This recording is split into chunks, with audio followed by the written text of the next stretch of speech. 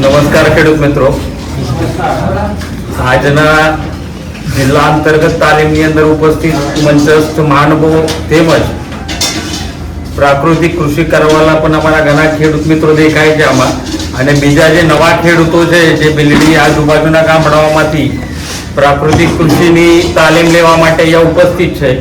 તો સૌથી પહેલા બધા ખેડૂતોને એક જ કહીશ કે આપણે ખરેખર ખેડૂત તરીકે આપણે એક નસીબવાન ગણાય છે. એનું તમને હું કારણ બતાવું. ખેતી જે રીતે આપણો વ્યવસાય છે એ રીતે બધા ઘણા બધા વ્યવસાય આપણા લોકો આજુબાજુ કરતા હોય, તમારા ગામમાં કે જિલ્લામાં કે તાલુકામાં, પણ સરકાર આટલી બધી તાલીમો કે આટલા બધા ખર્ચાઓ જે કરે છે આપણે ખાલી ખેડૂતો પાછળ જ તમને જોવા મળશે. બીજા કોઈ વ્યવસાય ધંધો કરતો હોય એના માટે કોઈ સરકાર ક્યારે આટલો બધો ખર્ચો કે આટલી તાલીમો કે આપવાની જરૂર પડતી નહીં કે આપતા નહીં. પરંતુ આપણે આ વસ્તુ મફતમાં મળે છે એટલે એનું લાભ અથવા કે એને મહત્વ છે જે ઓછું આપીએ જેવું મને લાગે છે. સમજાય કે નહીં?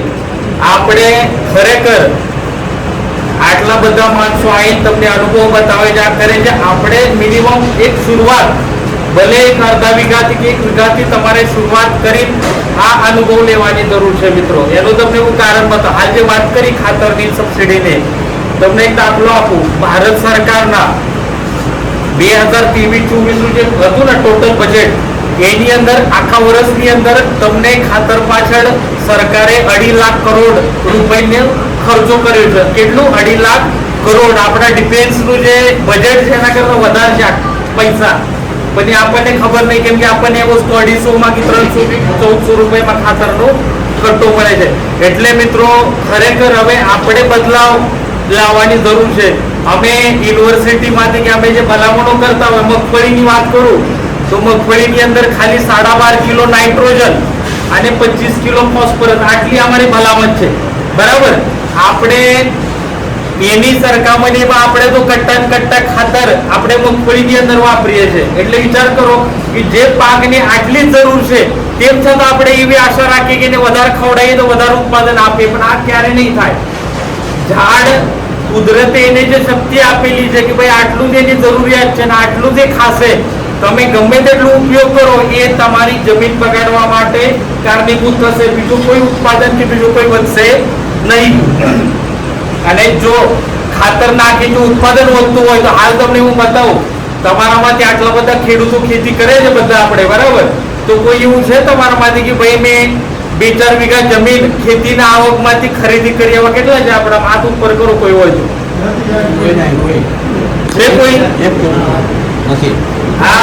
આ જ વસ્તુ મિત્રો તમારે સમજવાની જરૂર છે. તમારે આજુબાજુ તમે જો કોઈ નોકરી કરતો હોય, કોઈ વ્યવસાય ધંધો કરતો હોય તો ભલે એને 1-8 વીઘા તો જમીન ખરીદી કરી હશે, પણ આપણે 50 વર્ષથી કે 60 વર્ષથી આપણે ખેતી કરીએ છીએ તો બી 1 વીઘા જમીન તમે ખરીદી નહીં કરી શકે. કેમ?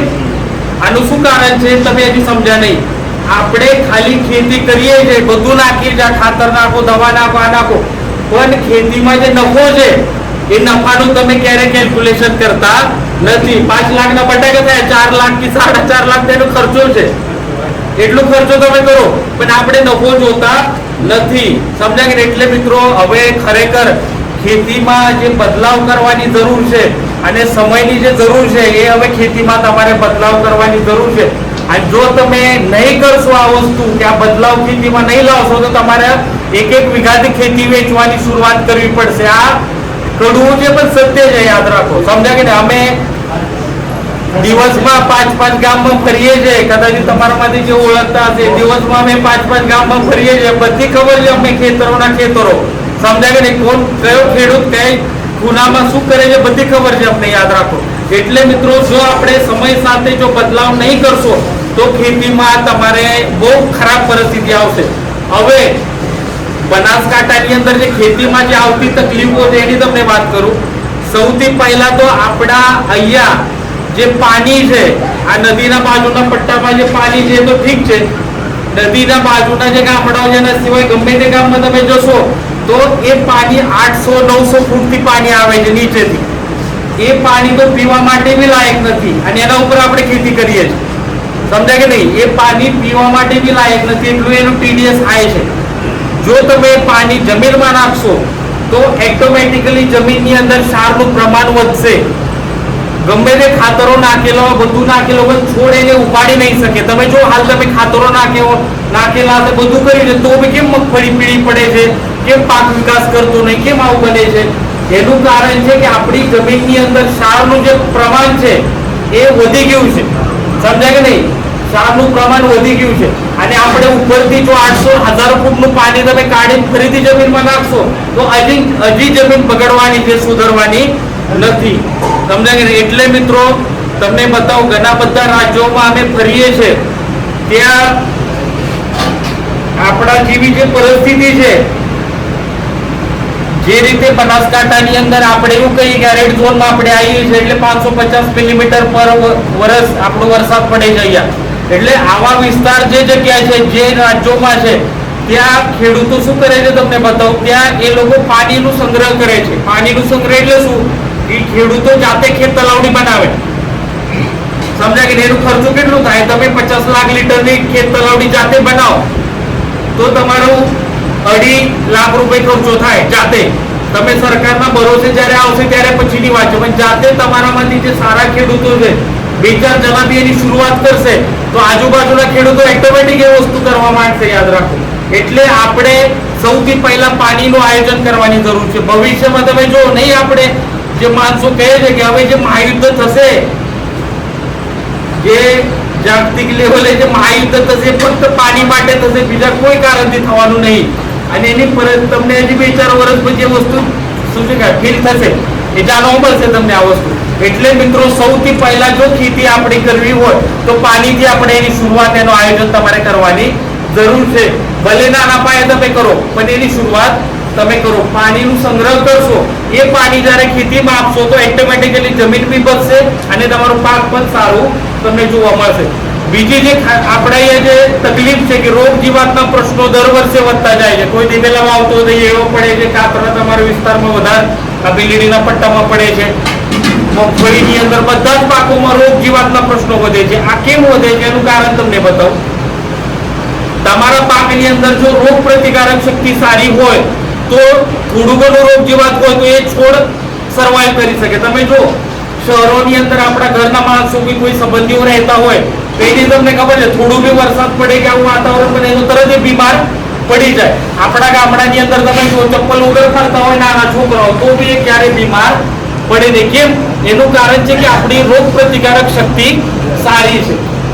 આ જ વસ્તુ ખેતીની અંદર છે મિત્રો. જો તમારા જમીનની અંદર પાકની જો રોગ પ્રતિકારક શક્તિ સારી હોય તો તમારા પાકની અંદર થોડા ઘણા રોગ જીવાતના પ્રશ્નો વધે, પાક એને ટેકલ કરી શકે, મેનેજ કરી શકે. જ્યારે પરિસ્થિતિ વધે પછી જ આપણે કોઈ પગલાં લેવાની જરૂર પડે. પણ આપણે શું કરીએ છીએ, હાલ જે વસ્તુની જરૂર નથી એ વસ્તુ આપણે એમાં નાખીએ છીએ, ખાતર હોય કે દવાઓ છે કે જે છે, બરાબર. તો આ જે વસ્તુ છે એનાથી શું થાય છે, આપણો ખેતી ખર્ચ વધતો જાય છે, બરાબર. ખેતી ખર્ચ વધે એટલે શું થાય, તમારો નફો ઘટે છે. કોઈ નફો ખેતીમાંથી આપણને મળતો નથી. હાલ તમને હું બતાવું, ચોમાસાની તમે મગફળી કરશો ને અહીંયા બનાસકાંઠાની અંદર તો તમને વીઘામાંથી 8,000 રૂપિયા મળે છે નફો. 8,000 એ બી કેમ મળે છે, તમે 4 વેચો છો એટલે. તમે જો 4 ના વેચો તો તમારો 0 પ્રોફિટ થશે મગફળીની અંદર. તમે આ હિસાબ કરો, તમને ખબર પડશે આ વાતની હું જે કહું એ સાચી છે કે નહીં. એટલે મિત્રો ખરેખર હવે આપણે ખેતીમાં બદલાવ કરવાની જરૂર છે. હવે બદલાવ કઈ રીતે કરવાના, એના માટે શું પગલાં આપણે લઈ શકાય એની તમને વાત કરું. પ્રાકૃતિક ખેતીમાં જો તમારે સફળતા લેવી હોય તો સૌથી પહેલા તમારે ખેતી કર્યા પહેલા એની ખેતીની શરૂઆત થાય. એ કઈ રીતે તમને બતાવું. પાકનું વાવેતર કર્યા પહેલા રોગ જીવાત માટેની જે તૈયારી છે એ તમારે કરવી પડે. પ્રાકૃતિક કૃષિમાં શું કરીએ છીએ આપણે, તમને હું બતાવું. આપણે કોઈ રોગ કે જીવાતને મારતા નથી. આપણે શું કરીએ છીએ, એવી વસ્તુ નાખીએ છીએ કે એનાથી એ રોગ જીવાત દૂર ભાગી જાય. કેમ? કુદરતે દરેક માટે ખોરાક આપેલા છે. યાદ રાખો, પાક ઉપરથી તમારા પાકને નુકસાન કર્યા વગર નિંદામણ છે કે બીજા કોઈ ઝાડ છે, વનસ્પતિ છે, એના ઉપર પણ એ રોગ જીવાત જીવી શકે. એવું નહીં કે તમારા પાક ઉપર જ એ જીવાત જીવી શકે. પણ એ શું કરે, કોઈ વસ્તુ સારી લાગતી હોય તો એ પહેલા એના ઉપર એટેક કરે. જો ના મળે તો પછી ત્યાં જાય. તમને એક ઉદાહરણ આપું. મચ્છર છે, આપણે જે મચ્છર છે ને, મચ્છર તમે કોઈ જંગલમાં જાઓ, કોઈ ઝાડોમાં જાઓ તો તમને મચ્છર દેખાય ત્યાં વધારે. તમે જાઓ એટલે તમને દેખાય બધા શરીર ઉપર તમને આ મચ્છર દેખાય. કેમ ખબર છે તમને? એનું કારણ છે જો એને બ્લડ લોહી ના મળે પીવા માટે તો એ ઝાડના જે પાનમાંથી રસ છે એ ચૂસીને એના ઉપર જીવતું હોય. સમજાય કે નહીં? જ્યારે એને કોઈ આવી બ્લડ વાળું પ્રાણી મળે, મનુષ્ય હોય કે ગમે તે, તરત એના ઉપર એટેક કરે. બસ આ જ વસ્તુ રોગ જીવાતની અંદર છે મિત્રો. એને વનસ્પતિઓ ઉપર જીવવાનું જ છે. જો એને ઝાડ જેવી સારી ઝાડ વનસ્પતિ મળે તો તરત પહેલા એના ઉપર એટેક કરે. એટલે આપણે શું કરવાનું છે? રોગ જીવાતના પગલા જે છે સૌથી પહેલા એના માટે તૈયારી કરવાની છે. એ જે પ્રાણી છે કે એ જે જીવાત છે કે રોગ છે એને આપણે દૂર ભગાડવાનું છે, એને કોઈ મારવાનું નથી. બરાબર? એ પ્રાકૃતિક કૃષિ છે. એને કઈ રીતે કરવાનું તમને બતાવો. કોઈ પણ પાકનું વાવેતર કર્યા પહેલા આપણે રોગ નિયંત્રણ માટે કે જીવાત નિયંત્રણ માટેની બનાવટો એ તૈયાર કરવા છે. આ તમને જે વાત કરી ને એમને બારોટભાઈએ તમને જે આપે છે એમાં બધું લખેલું છે, પણ તમને હું મૌખિક બતાવું 2-3 વસ્તુ. આપણે અહીંયા કુદરતે તમને બધી જ વસ્તુ આપેલી છે, પણ આપણે કોઈ મજૂરી કરવા માંગતા નથી. આ વસ્તુ તમને કડવી લાગશે પણ આ સાચી છે. તમને હું 2 દિવસ પહેલાની વાત કરું. એક ખેડૂત મારા પાસે આવ્યો, એને કીધું કે સાહેબ મગફળીમાં કાળી ફૂગ છે તો કઈ દવા નાખું? એને મને કીધું. તો મેં એને કીધું ભાઈ ગમે તે તમે દવા નાખો, રાસાયણિક દવાઓ, એના રિઝલ્ટ કેટલા દિવસ મળશે? 2 દિવસ મળશે, 4 દિવસ મળશે. જેમ વરસાદ ખેંચાય એટલે ઓટોમેટિકલી ફૂગ તમારા ખેતરમાં પાછી તૈયાર થવાની છે, ગમે તેવી મોંઘી દવા લઈને તમે નાખો. મેં એને કીધું કે તમે આંતરખેડ કરી મગફળીની અંદર આંતરખેડ કરી, તો એને કીધું કે સાહેબ ટાઈમ જ નહીં. બરાબર? એને કીધું ટાઈમ જ નથી. મેં કીધું આપણી અહીંયાની જે ખેતી છે બનાસકાંઠાની અંદર, મગફળી છે, બટાકા છે, એની અંદર ટોટલી 99% મેકેનાઇઝેશન છે. મેકેનાઇઝેશન એટલે શું?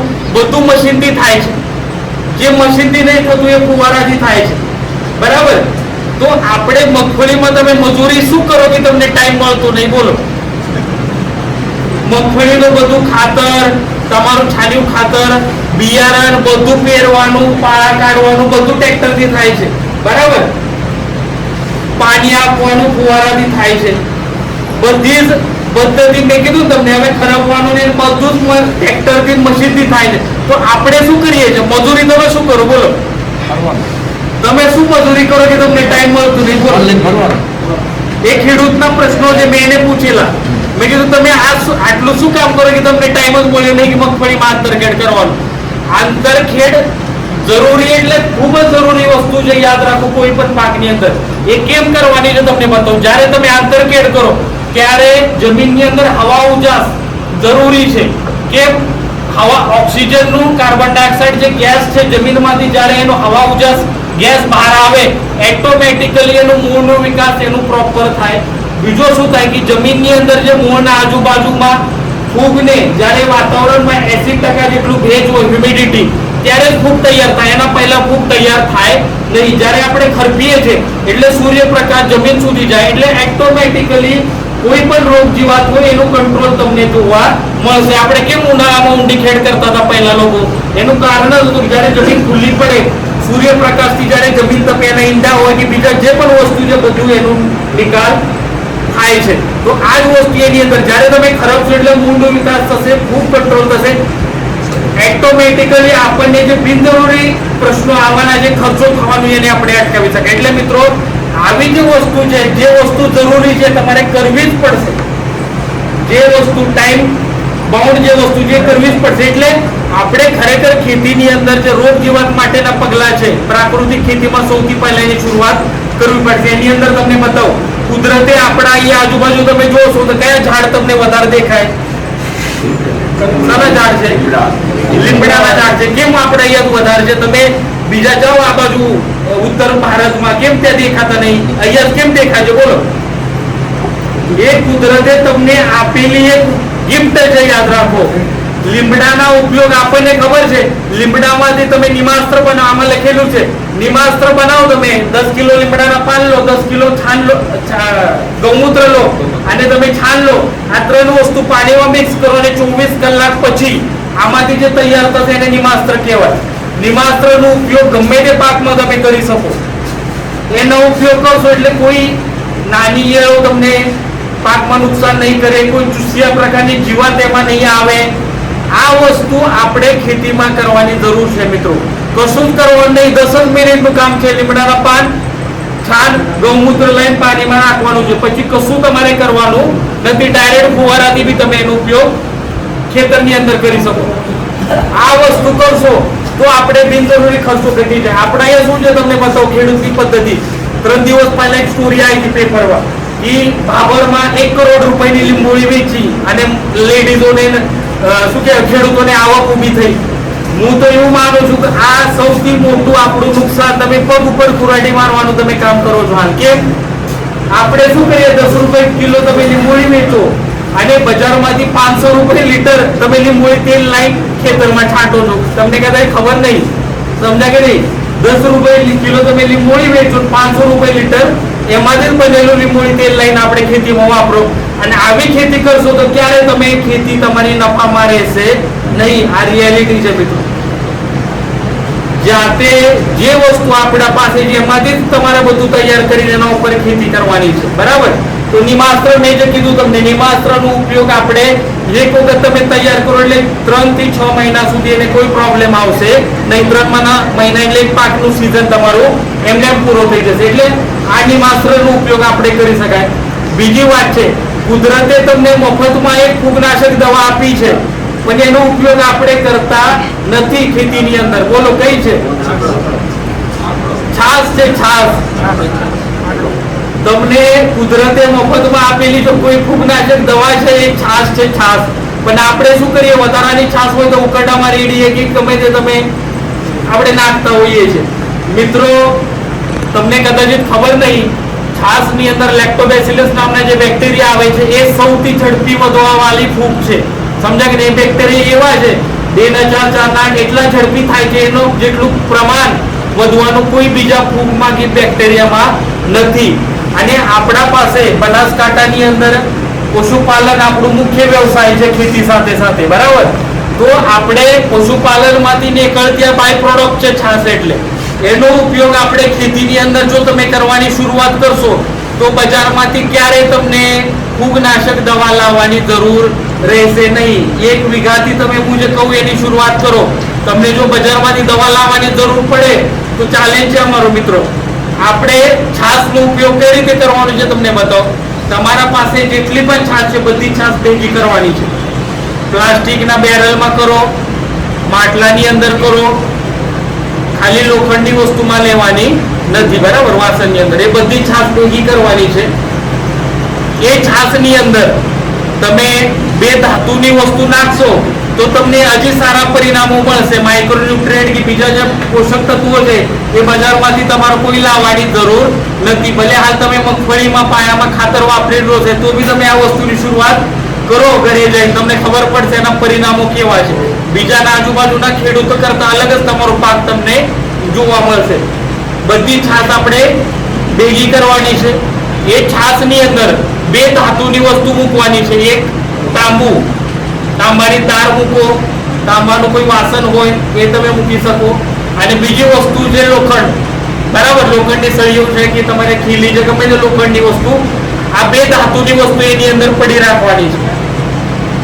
અઠવાડિયા પછી 7 દિવસ જ્યારે થશે આ છાસને, અઠવાડિયા પછી આ છાસનો ઉપયોગ ગમે તે પાકમાં તમે કરી શકો, બરાબર? 20 દિવસનું પાક થાય એટલે એનો છંટકાવ કરવાની શરૂઆત કરી દેવાની. દર 15 દિવસે કે દર 10 દિવસે તમે એનો ઉપયોગ પાકની અંદર કરશો તો તમારે બજારમાંથી કોઈ વિકાસની દવા, મગફળી પીળી પડી છે એટલે લીલી કરવા માટેની દવા કે કોઈ ફૂગ માટેની દવા લાવવાની જરૂર નથી. ખાલી આ વસ્તુ કરી દો. એનો ઉપયોગ કઈ રીતે કરવાનો? જે છાસ તમે ભેગી કરી છે એમાંથી ખાલી 500 ml છાસ, 1 લોટા ભરી છાસ એક પંપમાં નાખવાની છે 15 લીટરના પાણીમાં, અને એનું છંટકાવ તમારે પાક ઉપર કરવાનું છે. જો તમારે ફુવારાથી આપવી હોય તો તમારે 6 લીટર જેટલી છાસ તમે ફુવારામાં ઉડાડી શકો. જ્યારે પાક થોડું મોટું થાય તો 10 લીટર જેટલી છાસ ફુવારામાં આપણે ડાયરેક્ટ પાક ઉપર તમે સ્પ્રે તરીકે આપણે ઉપયોગ કરી શકાય. આ વસ્તુ જ્યારે તમે થોડા ટાઈમ પછી 10 દિવસે કે 15 દિવસના અંતરે રિપીટ કરશો તો તમને એના પરિણામો જોવા મળશે. મેં કીધું તમને કોઈ ફૂગના કે બીજા કોઈ પ્રકારના પ્રશ્નો તમારા પાકની અંદર તમને જોવા નહીં મળે. એટલે મિત્રો આ બે વસ્તુ તો દરેક જણ આપણે કરી શકાય અને એના માટે બજારથી કોઈ વસ્તુ ખરીદી કરી લાવવાની જરૂર નથી. બરાબર. ત્રીજી જે વસ્તુ છે કે આપણે ત્યાં પડતર જમીન હોય તો આપણે તમે જોયું છે કે આંકડાના છોડ ઉગતા હોય, આંકડાના છોડ એને આપણે ક્યારે કોઈ ખાતર નાખતા નહીં, કોઈ પાણી આપતા નહીં, કોઈ દવા નાખતા નહીં, તો બી એ એનો વિકાસ ચાલુ રહે, એનું શું કહેવાય એ છોડ જીવતો રહે. અને આપણે તો અહીંયા એટલી બધી દવાઓ ખાતરો આ નાખીએ તો બી કોઈ છોડ બચવા માંગતો નથી. તો આ કેમ એવું થાય છે કે આ કુદરતે એને આપેલી શક્તિ છે. એટલે એવા ઝાડનો ઉપયોગ જ્યારે આપણે ખેતીમાં કરશું, આંકડાનું જે છોડ છે એની ખાસિયત તમને બતાવો. તમારા મગફળીમાં ડોળ પડતા હોય, જમીનની અંદર કોઈ ઉદયના પ્રશ્નો આવતા હોય, જમીનજન્ય કોઈ પણ જીવાત હોય, એને કંટ્રોલ કરવાનું કામ આપણું આંકડાનો છોડ કરે છે. બીજો આંકડાના છોડમાં જે કુદરતે આપેલું તત્વ છે એ પોટાશ છે. પોટાશ કદાચ તમને કોઈને ખબર નહીં હોય, ભારતની અંદર પોટાશનું એક બી દાણો બનતો નથી. આપણે જેટલું બી પોટાશ ખાતર તમે વાપરો છો 100% વિદેશમાંથી આવે છે. તમે એક બી થેલી લાવશો ને પોટાશના ખાતરની ખરીદી કરીને બજારમાંથી, તો જેટલા બી પૈસા તમે આપો છો સરકારની જે સબસિડી છે બધી વિદેશમાં જાય છે. 1 રૂપિયા તમારા ભારતમાં રહેતા નથી. આ વસ્તુ ખાસ યાદ રાખજો પોટાશની અંદર. એટલે મિત્રો પોટાશ તો આપણા અહીંયા કુદરતે તમને મફતમાં આપેલું છે પણ આપણે ઉપયોગ કરવા માંગતા નથી. એનું સૌથી મોટું કારણ હું તમને બતાવું. સૌથી મોટું પહેલું કારણ છે મજૂરી, કે જાતે કોણ એના પાન તોડશે ને આ બધું જફા કરશે. આ સૌથી પહેલું કારણ. અને બીજું કારણ કે ભાઈ આપણને ખબર નહીં હોય, કે અત્યાર સુધી ખબર નથી, પણ હવે હું એવું માનું છું કે અત્યારે તો જે વાત કરી એ બધાને ખબર પડી ગઈ છે. હવે જ્યારે અમે બીજી વખત મીટિંગ કરશું આપણે શું કહેવાય બિલ્ડીની અંદર, ત્યારે આમાંથી બધા જ ખેડૂતોએ આ વસ્તુ વાપરવાની શરૂઆત કરવાની જરૂર છે. મિત્રો હવે આંકડાની જે વાત કરીએ, આંકડાનો ઉપયોગ ખેતીમાં કઈ રીતે કરવાનો તમને બતાવું. આંકડાનો ઉપયોગ તમે ઘઉંની અંદર કરશો તો ઉદયના પ્રશ્નો તમારા પાકમાં નહીં આવે. મગફળીની અંદર કરશો તો ડોળના પ્રશ્નો નહીં આવે. બટાકાની અંદર કરશો તો બટાકામાં હોલ પડવાના જે પ્રશ્નો આવે છે, જે આપણે સોતમલા બિલ્ડીના પટ્ટામાં બહુ વધારે તકલીફ છે બટાકાની અંદર, એ બધા પ્રશ્નોનું નિરાકરણ થશે. એ કઈ રીતે કરવાનું, આપણે આંકડાના જે પાન છે કે ડાળીઓ એના ટુકડા કરવાના છે. 10 કિલો જેટલા પાન ઉપરના ખાસ લેવાના, થોડા કુમળા હોય પાન અને ડાળીઓ લેવાની છે 10 કિલો જેટલી. એના ટુકડા નાના ટુકડા કરવાના છે આટલી સાઈઝના, અને 200 લીટરના પીપળાની અંદર બેરલની અંદર નાખવાના છે. એમાં 10 લીટર તમારે ગૌમૂત્ર તમારે નાખવાનું છે અને પછી એને પાણીથી ભરી દેવાનું છે. એને જ્યારે એના પછી શું થશે, એની સડવાની પ્રક્રિયા ચાલુ થાય, કુંવરવાની પ્રક્રિયા ચાલુ થાય, ડિકમ્પોઝિશન ચાલુ થાય. એની અંદર જેટલું જેમ વધારે ડિકમ્પોઝિશન થશે એમ એના પરિણામો આપણને સારા મળશે. ઓછામાં ઓછું અઠવાડિયા સુધી એને પડી રાખવું પડે છે. 15 દિવસ રાખો, 1 મહિના રાખો, 6 મહિના સુધી પણ તમે રાખી શકો, એ બગડશે નહીં. એમાંથી ખાલી 10 લીટર દ્રાવણ તમારે કાઢવાનું છે અને 1 એકર એટલે 1.5 વીઘા જમીનમાં ફુવારામાં તમારે ઉડાડવાનું છે અને જમીનમાં ઉતારવાનું છે. જમીનમાં ઉતારશો એટલે પોટાશ તત્વો બી મળશે અને જમીનજન્ય કોઈ જીવાત છે, ઉદય હોય કે ડોળ છે, ગમે તે બધાનું નિરાકરણ કરવાની તાકાત આ આંકડાના પત્તાની અંદર છે. બીજો તમને બતાવો, અહીંયા કદાચ કોઈ શાકભાજી વાવતો હોય, ટીડી તરબૂચ વાવતો હોય તો એને ખબર હશે કે નેમેટોડ આવતું હોય. નેમેટોડ એટલે શું, કે પાકના છોડના જે મૂળ હોય એના મૂળની અંદર કાંટો થાય છે. બરાબર. દાડમની અંદર બી આવતું હતું નેમેટોડ.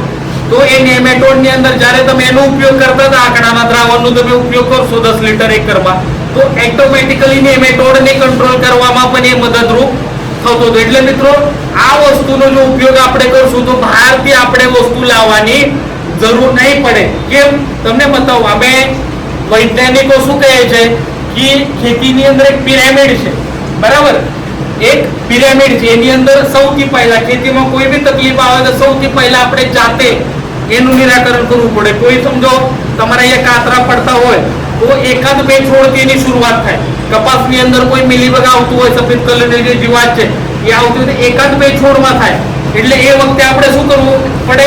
એ છોડ કાઢીને એનું નિકાલ ખેતરથી બહાર એનો નાશ આપણે કરવું પડે, ખાડામાં લઈને નાખવું પડે. પછી આપણે આવે જૈવિક પદ્ધતિ, બરાબર. પછી આપણે જૈવિક નિયંત્રણ પદ્ધતિ આપણે અપનાવવી પડે. જૈવિક કોઈ બનાવટો છે, ટ્રાયકોડર્મા હોય ફૂગ માટે, કે તમે લીંબોળી તેલ છે, કે તમારું બિવેરિયા છે, તો એ વસ્તુ વાપરવી પડે. અને પછી આપણે જ્યારે આ વસ્તુ કંટ્રોલમાં નહીં આવે ત્યારે આપણે કેમિકલ પદ્ધતિ ઉપર જવાની ભલામણ વૈજ્ઞાનિકો કરતા હતા. આપણે ખેતીમાં શું કર્યું તમે લોકોએ? આજે પિરામિડ જે ઉપરથી આપણે નીચે આવ્યા, ઉપરથી નીચે ગયા નહીં, તમે લોકો ઉપરથી નીચે આવો, સમજા કે સૌથી પહેલા ઉપરથી ડાયરેક્ટ લાસ્ટ સ્ટેજની ટ્રીટમેન્ટ.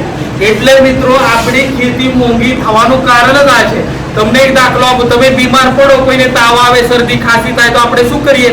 પહેલા બિલ્ડીંગમાં જે દવાખાનું છે ત્યાં જઈએ ને, હા, કે ડાયરેક્ટ તમે અમદાવાદ જાઓ? હા, બસ. તો ખેતીની અંદર તમે આ જ વસ્તુ ચાલુ કરી.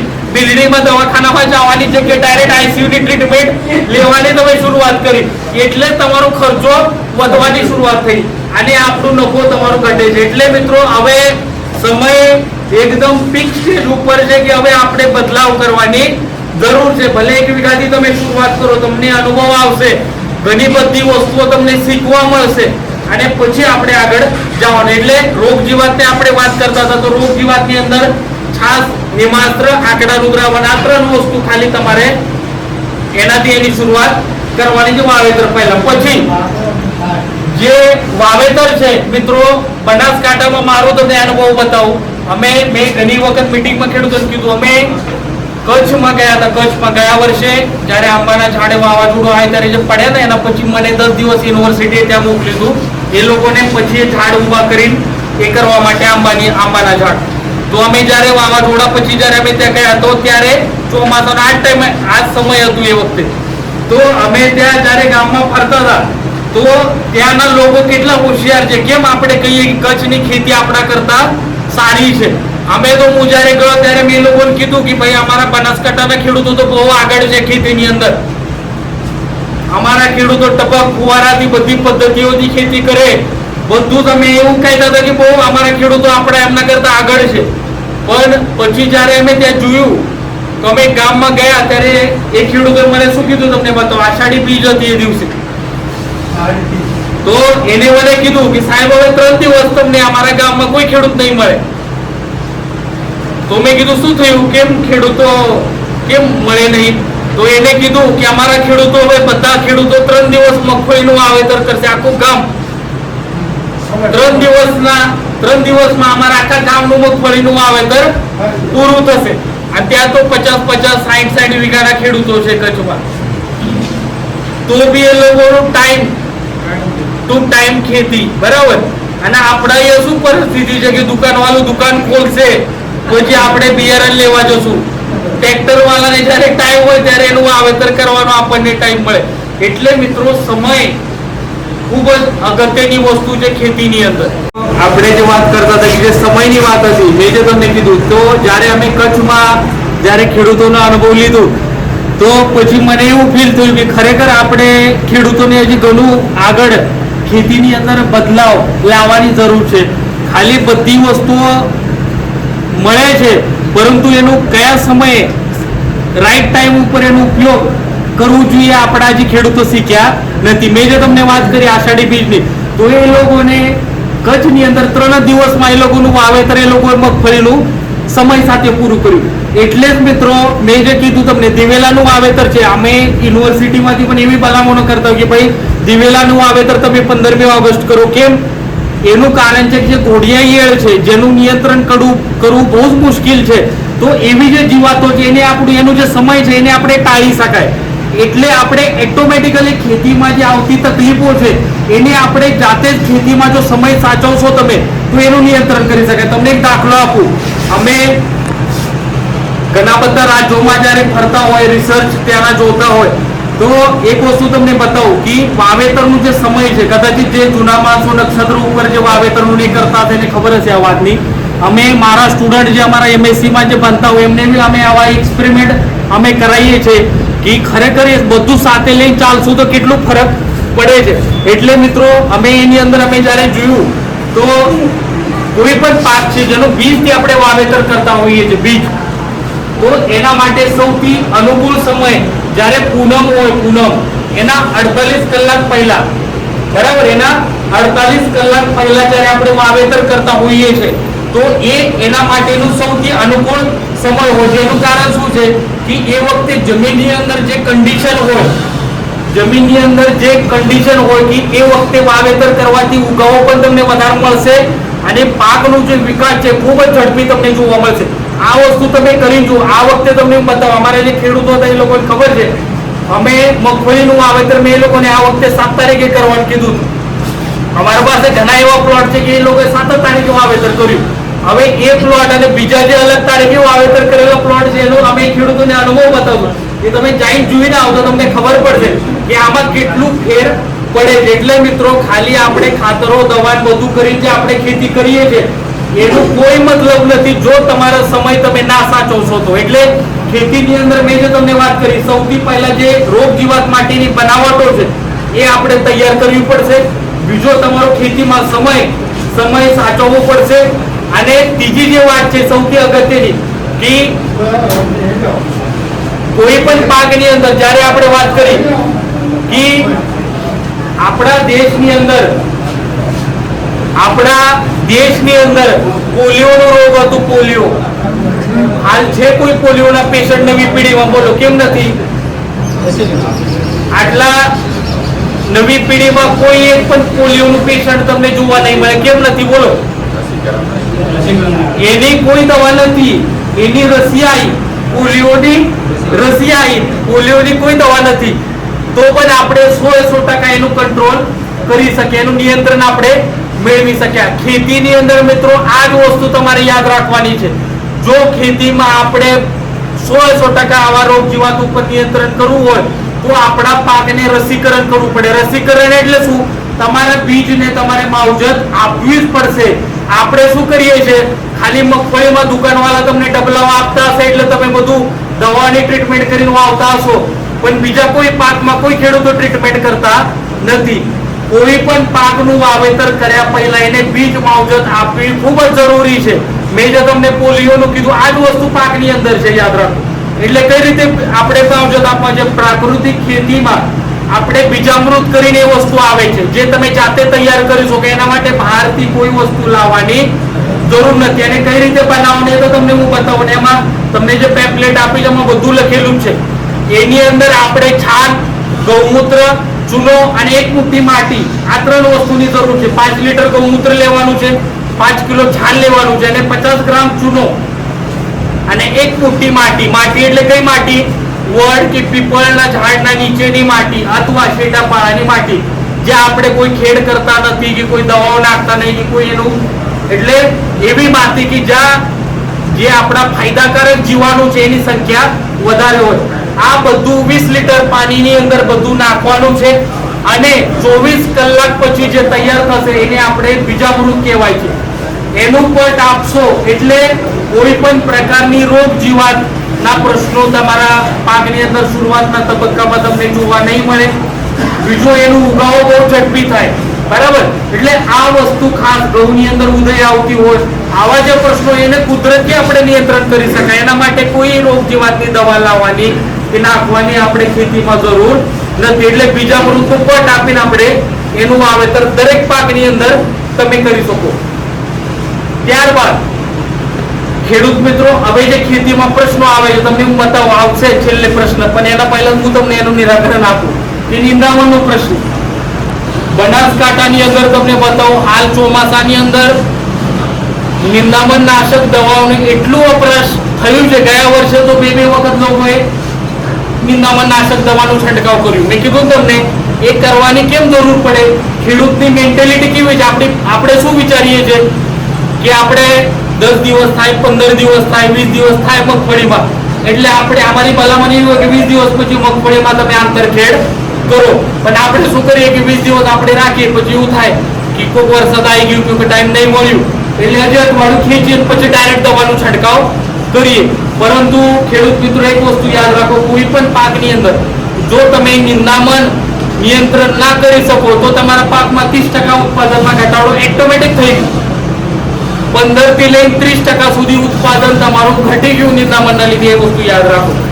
આપણે સમય મેં જે કીધું તમને મગફળીની વાત કરું તો મગફળીમાં આપણે 20 દિવસે તમારે ફરજિયાત આંતરખેડ કરવી જ પડે. અને જો નહીં કરો તો પછી આપણે આડેધડ સમજાય કે નહીં દુકાનવાળાની સલાહથી કે દુકાનો કંપનીવાળાની સલાહથી રાસાયણિક દવાનો બિનજરૂરી આપણે વપરાશ કરીએ વધારે પડતું અને આપણે જમીનની અંદર જેટલા પણ ફાયદાકારક બેક્ટેરિયા છે જીવાણુ છે બધાને મારવાનું આપણે કામ કરી રહ્યા છે. એટલે મિત્રો આની શરૂઆત ક્યાંથી થાય છે આ પહેલા સમજવાની જરૂર છે. બનાસકાંઠા જિલ્લામાં જો સૌથી મોટું તમારા પાસે કોઈ ધન હોય તે પશુધન છે, બરાબર. પણ પશુધન આપણે શાના માટે રાખીએ છીએ? ખાલી દૂધ માટે, બરાબર. એનું જે છાણ છે, ગૌમૂત્ર છે, એમાંથી બનતી જે પ્રોડક્ટ છે છાશ વગેરે એનો ઉપયોગ આપણે ખેતીમાં કરતા નથી. મિત્રો છાણ જે તમે વાપરો છો એ છાણિયું ખાતર નથી. નિંદામણ વધવાનું જે કારણ છે જેની જે શરૂઆત છે ક્યાંથી થાય છે? જૂના માણસો જેને ખબર હશે આપણે પહેલા ઉકરડાની અંદર ખાતર બનાવતા હતા, સમજાય કે ઉકરડાની અંદર ખાતર બનાવીને પછી આપણે ખેતીમાં ઉપયોગ કરતા હતા. એટલે એમાં કોઈ નિંદામણના પ્રશ્નો કે બીજા રોગ જીવાતના પ્રશ્નો નહીં આવતા હતા. હાલ આપણી પદ્ધતિ શું છે? જેટલું 5 ફૂટ 10 ફૂટ 15 ફૂટ ઊંચો આપણે છાણનો ઢગલો કરીએ છીએ. આમ પછી બટાકાનું સીઝન આવે, મગફળીનું સીઝન આવે એટલે બધું લઈ ખેતરમાં નાખીએ. એનાથી શું થાય તમને બતાવો. નિંદામણ એના નિંદામણ બધું ઉગવાનું છે ખેતરની અંદર કે પાકની અંદર જે જીવાતો છે ડોળ પડતા હોય ઉદય પડે છે એ શાનાથી તૈયાર થાય છે? આના લીધે જ આવે છે. કેમ કે એ ખાતર કાચું છે. જીવાત શું કરે છે? કાચું ખાતર હોય કે જે ફૂગ શાના ઉપર જાય, જે કાચી વસ્તુ છે એને સડાવવાની એની કુદરતી એને આપેલી શક્તિ છે. તો એના માટે એ તમારા પાકમાં નુકસાન કરે છે, સમજાય કે નહીં? એટલે મિત્રો છાણિયું ખાતર કઈ રીતે બનાવવું એ સૌથી પહેલા તમારે શીખવાની જરૂર છે. હાલ અમે કહીએ કે ભાઈ ખાડો કરી તમે તૈયાર કરો તો એ વસ્તુ શક્ય નથી. કેમ? એનું પ્રેક્ટિકલી કારણ બતાવું. અમે ઘણા ગામડાઓમાં ફરતા હોય એ જોઈએ ત્યાં તમે ખાડો કરી છાણિયું ખાતર બનાવવા જશો તો તમને કાઢવા માટે કોઈ મજૂર મળશે નહીં. એવી પરિસ્થિતિ છે હાલ, સમજાય કે નહીં? ખાડામાંથી બહાર કાઢવા માટે કોઈ મજૂર તમને મળે નહીં. પરંતુ ટેકનોલોજી બહુ આગળ વધી છે મિત્રો, સમજાય કે નહીં? આપણે એના માટે પણ ઘણી બધી ટેકનોલોજી છે. એનું કઈ રીતે ઉપયોગ કરવાનો તમને બતાવો. આપણે જેટલું પણ છાણ છે દરેક ખેડૂતોએ કરવાની જરૂર છે. બનાસકાંઠાની અંદર દરેક ગામની અંદર આપણા પાસે જેટલું પણ છાણ છે આપણે શું કરીએ છીએ? એક જ જગ્યા ઢગલો કરીએ છીએ. પરંતુ આપણે શું કરવાનું છે? તમારા પાસે જે છાણ છે જે આપણે એક જગ્યા ઢગલો કરીએ એની જગ્યા એ છાણ આપણે ગમે તેટલી લંબાઈનું તમારે નાખતું જવાનું છે. ખાલી એની ઊંચાઈ છે એ 2 થી 2.5 ફૂટ, વધુમાં વધુ 2.5 ફૂટ. એનાથી નીચે તેની ઊંચાઈ રાખવાની છે. 2.5 ફૂટ થી વધારે ઊંચાઈ એની રાખવાની નથી. ગમે તેટલી લંબાઈ એની તમે કરો. એટલે છાણ આપણે નાખીએ તો આમ નાખતા નાખતા જવાનું છે, સમજાય કે નહીં? 2.5 ફૂટ થી નીચે એનું ઢગલો તમારે કરવાનું છે. અને એ ઢગલો કઈ જગ્યાએ કરવાનો? આપણા ઘરની બાજુમાં કે તબેલાની બાજુમાં જે ઝાડ હોય, જે જગ્યા થોડું છાંયડો એને મળે એવી જગ્યામાં તમારે ખાસ એનું આ ઢગલો કરવાનું છે. પછી એના ઉપર બીજું શું કરવાનું છે તમને બતાવો. એના ઉપર આપણે જો પાણી છાંટવાની સગવડ તમે કરી શકતો, કોઈ ફુવારો ગોઠવી શકતો હોય તો ફુવારો તમે ગોઠવો. પાઇપથી પાણી છાંટી શકતો તો પાઇપથી પાણી છાંટો. કેમ? એની અંદર જે હીટ છે, જે ગરમી છે એ પહેલા આપણે બહાર કાઢવી પડશે, ઓછી કરવી પડશે. એટલે એના પછી જે એની ફુવારવાની પ્રક્રિયા છે, ડિકમ્પોઝિશનની જે પ્રક્રિયા છે, સડવાની જે પ્રક્રિયા છે એ એના પછી ઝડપી થાય. કેમ? એનો આપણને ખબર છે. આપણે જોઈએ છે ગોબર ગેસ છે, ગોબર ગેસ એ ગોબર ગેસ છાણ ઉપર ચાલતું હોય. કેમ ચાલે છે છાણ ઉપર? કેમ કે છાણની અંદર મિથેન ગેસ છે, મિથેન ગેસ, સમજાય કે નહીં? મિથેન ગેસ જ્યારે બહાર નીકળે એમાંથી ગોબર ગેસ ચાલતું અને પછી જે વધે છે એના પછીની જે સ્લરી છે એની અંદર છાણિયા ખાતર કરતા વધારે પ્રમાણમાં પોષક તત્વો છે. એનાલિસિસ કરેલી વાત તમને બતાવું, સમજાય કે એમાં સૌથી વધારે પોષક તત્વો છાણિયા ખાતર કરતા પણ વધારે આપણને મળે છે. તો આ જ વસ્તુ આપણે છાણિયું ખાતર જ્યારે તૈયાર કરીએ એટલે એ વખતે આપણે એને લંબાઈનું ઢગલો કરવાનું છે, ઊંચાઈ એની ઊંચી રાખવાની છે અને એના ઉપર પાણી છાંટવાનું છે. અને બજારની અંદર વેસ્ટ ડિકમ્પોઝર નામના બેક્ટેરિયા મળે છે જે ગાયના છાણમાંથી તૈયાર કરેલા છે. વેસ્ટ ડિકમ્પોઝરના બેક્ટેરિયા, એ બેક્ટેરિયા આપણે લાવવાના જે 20 રૂપિયાની કિંમત છે એની, સમજાય કે નહીં? તમે એક વખત લાવશો એટલે 5 વર્ષ સુધી પછી એ ફરીથી લાવવાની જરૂર નથી. ખાલી એને શું કરવાનું છે, 200 લીટર પાણીમાં એ બેક્ટેરિયા જે નાખવાના છે અને 2 કિલો ગોળ એમાં નાખીને એને તૈયાર કરવાનું છે. અને દર 10 દિવસના અંતરે આપણે છાણનો જે ઢગો છે એના ઉપર તમે એનો ઉપયોગ કરી શકો.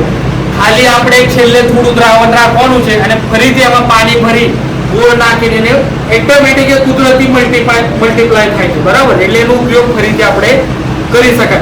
તો આ વસ્તુ આપણે જ્યારે શરૂઆત તમે કરશો તો આપણા પાસે સારું કોવાયેલું છાણિયું ખાતર તૈયાર થશે અને એના લીધે જે નિંદામણના જે પ્રશ્નો છે એને આપણે 80% સુધી ઘટાડો તમે કરી શકો, કેમ કે જે નિંદામણના બીજ એમાંથી જાય છે એને આપણે પ્રમાણ ઘટાડી શકાય. એટલે મિત્રો આ વસ્તુ ખાસ દરેક ખેડૂતોએ કરવા જેવી વસ્તુ છે. પાયાના ખાતરની અંદર જે ભૂલ તમે કરો છો અને જેના લીધે નિંદામણના પ્રશ્નો પાકમાં આવે છે એને આપણે ઘટાડી શકાય. બીજી વસ્તુ છે જે આપણે પ્રાકૃતિક કૃષિમાં વાત કરીએ, મલ્ચિંગ, આવરણ.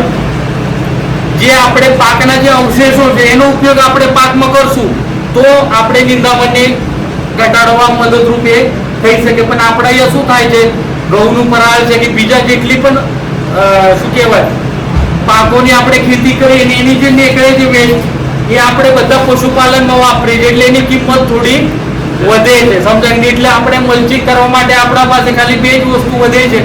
એક છે આપણે જીરું, પછી એરંડા અને આપણે રાયડો, બરાબર. રાયડાનો બી હવે પશુપાલનમાં ખેડૂતો ઉપયોગ કરવા જોઈએ. એટલે મિત્રો આપણે એવા પાકના જો અવશેષો આપણે વાપરીએ તો આપણે મલ્ચિંગ તરીકે ઉપયોગ થાય તો નિંદામણને ઘટાડી શકાય. અને પછી જ્યારે પાકનો વિકાસ સારો થાય, બધું થાય, પછી જ્યારે પૂરતી ખાતરની જરૂર પડે, બરાબર, તમે આંતરખેડ કરી બધું કર્યું, પછી જ્યારે પૂરતી ખાતરની જરૂર પડે છે એ વખતે આપણે પાક જ્યારે 20 દિવસનો થાય એના પછી આપણે પ્રાકૃતિક કૃષિની અંદર જીવામૃતનો ઉપયોગ કરવો પડે છે. જીવામૃત બનાવવાની તો બધાને ખબર જ છે અને એમાં પેમ્પલેટમાં આપ્યું છે 5 વસ્તુની જરૂર પડે છે જીવામૃત બનાવવા માટે. એમાં 10 કિલો છાણ, 10 લીટર ગૌમૂત્ર, 2 કિલો ચણાનો લોટ, 2 કિલો દેશી ગોળ જે આપણે પશુને ખવડાવીએ અને ઝાડના નીચેની માટી 1 કિલો જેટલી. આ બધી વસ્તુઓ 200 લીટર પાણીમાં આપણે તૈયાર કરી જીવામૃત તૈયાર થાય છે. જીવામૃતની અંદર ખાસ એક વસ્તુ યાદ રાખો, જીવામૃત સમજો તમે આજે તૈયાર કરવા માટે મૂકી દીધું તો 21 દિવસ સુધી એનો ઉપયોગ તમારે 21 દિવસની અંદર એનો ઉપયોગ તમારે કરવો પડે.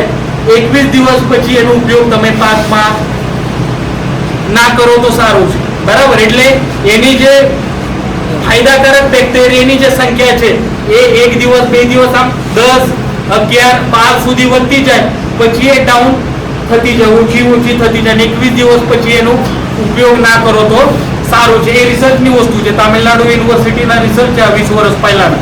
એટલે મિત્રો ઘણી બધી વસ્તુ છે કે જે હવે થોડી આપણે કરવાની જરૂર છે, દરેક ખેડૂત આપણે કરી શકાય, બરાબર. તો આ જીવામૃતનો ઉપયોગ દરેક પાકની અંદર 20 દિવસ પછી આપણે 200 લીટર પ્રતિ એકર પ્રમાણે કરવાની શરૂઆત આપણે કરી દેવાનું. દર 15 દિવસના અંતરે જીવામૃતનો ઉપયોગ આપણે કરી શકાય.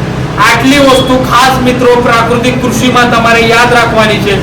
આટલી વસ્તુ કરવાની તમે 1 વીઘાથી કે 1 એકરથી શરૂઆત કરો તો ઓટોમેટિકલી આપણે ખેતીમાં રાસાયણિક દવાઓ, ખાતરો લાવવાની જરૂર નથી. તમારો ખેતી ખર્ચ ઘટશે અને નફો તમારું વધશે. અને છેલ્લે એક જ વાત કહું તમને, આપણે જેટલા પણ પૈસા બચાવીએ છે, મેં કીધું તમને 2.5 લાખ કરોડ રૂપિયા ગવર્મેન્ટના ફક્ત રાસાયણિક ખાતરની સબસિડી પાછળ જાય છે. સંરક્ષણનું જે બજેટ છે એટલા પૈસા આપણે ખાલી ખાતરોના પૈસા વિદેશમાં જાય છે.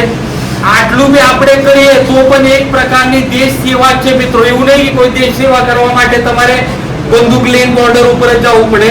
તમે આટલું બી ખાલી ગવર્મેન્ટના પૈસા આપણા દેશમાં રાખશો એ પણ એક પ્રકારની દેશ સેવા થશે. અને આ દેશ સેવા કરવાનું દરેકની ફરજ છે મિત્રો.